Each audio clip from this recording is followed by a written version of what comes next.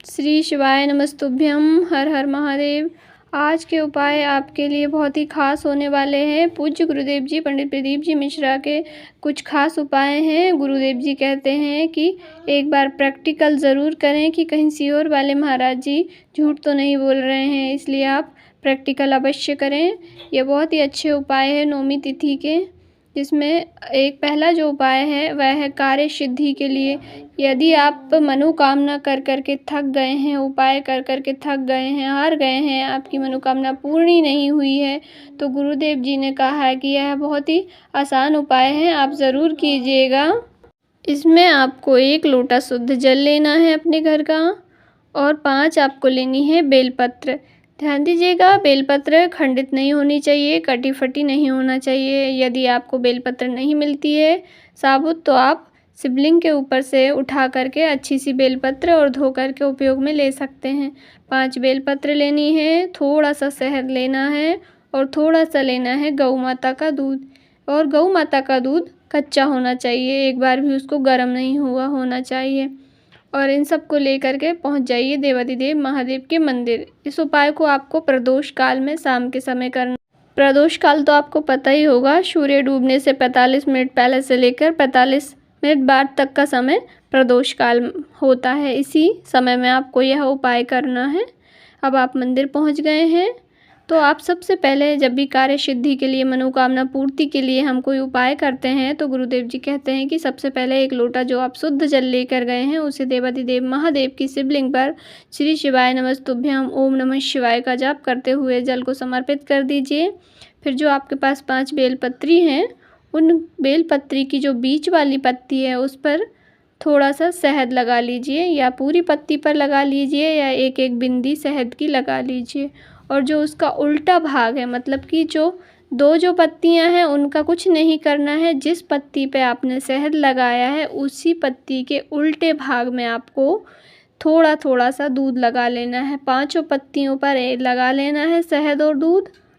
और उसके बाद में उन पत्तियों को आपको अपने हाथ में ऐसे हाथ में राइट हैंड में उस एक एक पत्ती को रख करके और श्री शिवाय नमस्तुभ्यं बोलते हुए शिवलिंग पर उन पत्तियों को चिपका देना है। जब आप चिपकाओ तो डंडी का मुख नीचे होना चाहिए शिवलिंग के, और जो बीच वाली पत्ती है वो शिवलिंग के ऊपर चिपकी हुई होनी चाहिए। 5 पत्तियों को आप भोलेनाथ की शिवलिंग पर चिपका दीजिए। अपनी मनोकामना कहिए, कार्य सिद्धि करिए कि बाबा मैं हार गई हूँ, थक गई हूँ या थक गया हूँ उपाय कर करके, मेरी यह मनोकामना है जो पूरी नहीं हो रही है। तो पूज्य गुरुदेव जी कहते हैं कि अगर आपने उपाय कर लिया तो केवल 7 दिन में आपकी जो भी मनोकामना, जो भी कार्य होगा वह अवश्य पूर्ण होगा। पूज्य गुरुदेव जी की कथा का बहुत ही अद्भुत और अचूक उपाय है, अवश्य कीजिएगा। इस उपाय को करने के लिए पूज्य गुरुदेव जी ने कहा है कि इस उपाय को आप किसी भी नवमी तिथि के दिन कर सकते हैं, तो कल शुक्रवार की नवमी बहुत अच्छी है, और शिवरात्रि के दिन कर सकते हैं, सोमवार के दिन कर सकते हैं, और प्रदोष के दिन कर सकते हैं, तो अवश्य कीजिएगा। आइए जान लेते हैं दूसरे उपाय के बारे में।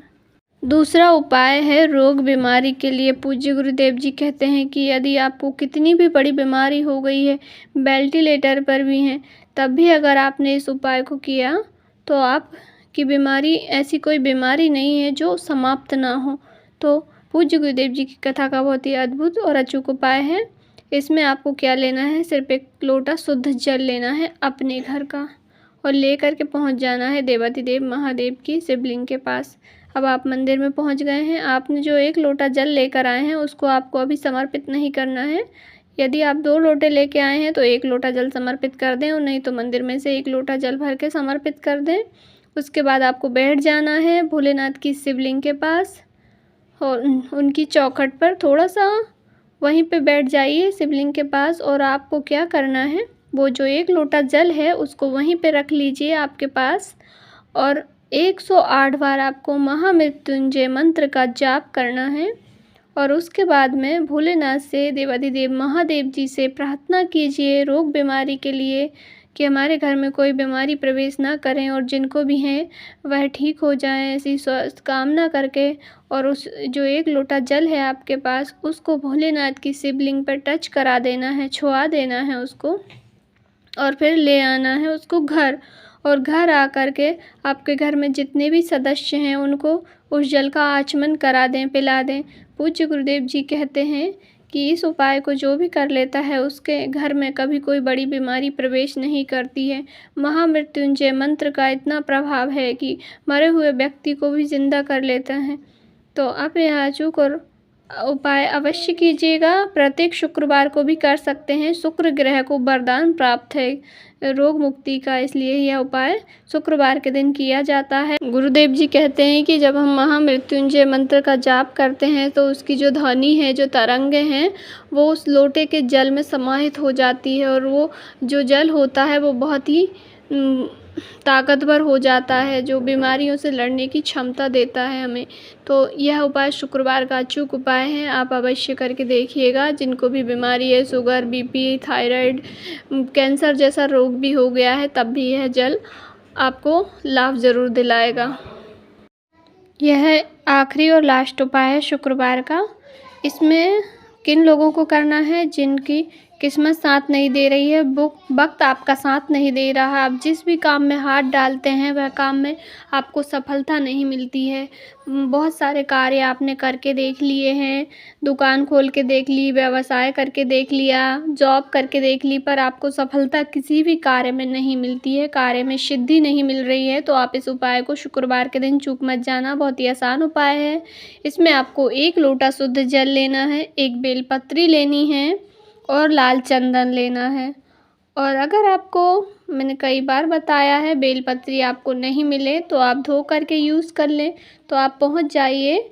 सबसे पहले आपको बेलपत्री के वृक्ष के नीचे जाना है और आप बेलपत्री के वृक्ष के नीचे पहुंच गए हैं। उसके बाद लाल चंदन को तीनों पत्तियों पर लगा लीजिए अच्छे से। अगर आपको लाल चंदन की मुठिया मिल जाती है तो और अच्छी बात है, उसको घिस करके आप उसको पाउडर बना लें और लिक्विड बना लें, उसको गीला कर लें और तीनों पत्तियों पर अघोरेश्वर महादेव या अवधूतेश्वर महादेव के नाम से चंदन लगा करके और बेलपत्री के वृक्ष की जड़ में ऐसे समर्पित करना है आपको कि जो बेलपत्री की जो पत्ती है वो होनी चाहिए, जो बीच वाली पत्ती है वो बेलपत्र के वृक्ष की तरफ होनी चाहिए और जो डंडी है वो आपकी ओर होना चाहिए। आप उत्तर दिशा के और मुख करके बैठे हैं या खड़े हैं, बैठना ही पड़ेगा बेलपत्री के वृक्ष के नीचे। तो आप बैठे हैं तो डंडी आपकी ओर होनी चाहिए और बेलपत्री की बीच वाली पत्ती बेलपत्री की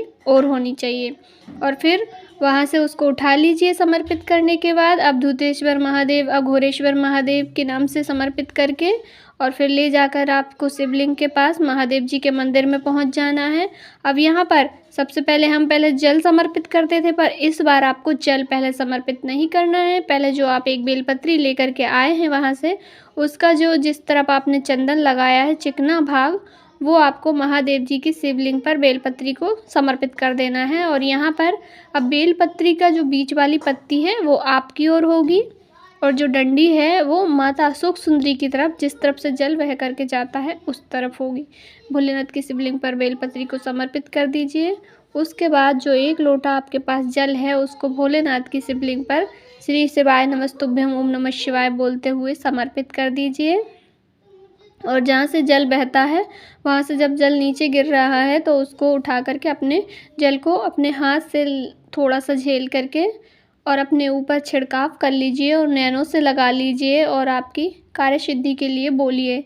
पूज्य गुरुदेव जी कहते हैं कि इस उपाय को अगर आपने शुक्रवार के दिन कर लिया तो भोलेनाथ आपका हाथ पकड़ लेंगे और आपके कार्य में सिद्धि होगी, आपका बुरा वक्त टल जाएगा और आपके हर कार्य में आपको सफलता प्राप्त होगी, सिद्धि प्राप्त होगी। भोलेनाथ आपको झुकने नहीं देंगे, भोलेनाथ आपको उठा करके साथ चलेंगे। तो ये बहुत ही अद्भुत और अचूक उपाय हैं गुरुदेव जी की कथा के। आप शुक्रवार के दिन इन्हें अवश्य कीजिएगा।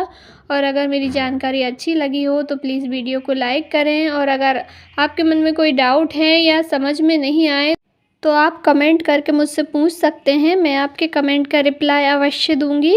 भोलेनाथ आपकी सारी मनोकामनाएं पूर्ण करें। श्री शिवाय नमस्तुभ्यम।